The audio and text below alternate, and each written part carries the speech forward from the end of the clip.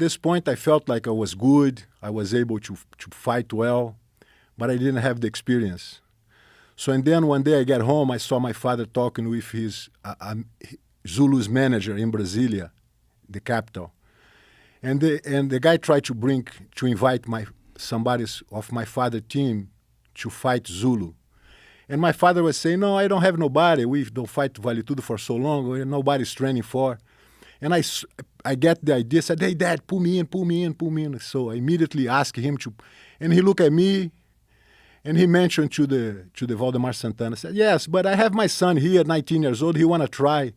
And the guy said, no, Master Gracie, this is not a fight for him to try. The guy is very tough and this and that.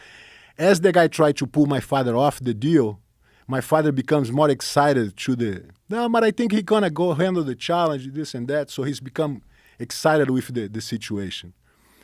So, and then we set up the fight. 1 month later, I was there to fight. And we start the fight. And he has a trade like one move he does, which grab you with the hands between your legs and lift you up and throw you over back on the floor. And as he approached that, I moved back, block his shoulders, and hit him with the knee right on his face. It was the best knee I could possibly give in somebody.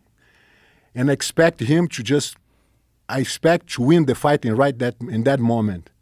But he just shook, he stood up, lifted his head, shook, spit a tooth, and started back ready again to go, And then I felt like it was really serious, and the thing was much serious than I expect. And for the next 10 minutes, because it was 10 minutes rounds, for the end of the round, we just engage and fall on the ring and come back in and back and out, and a lot of commotion, a lot of strength. And in the end of the round, I kind of crawl into the corner. And I said to my dad, Dad, I quit. I cannot go anymore. I'm tired. And my dad not even listened to me. He said, hey, he's tired than you. He's worse. Now you're going to kick his ass, do this and that. I said, Dad, I'm serious, man. I'm dead. I cannot go.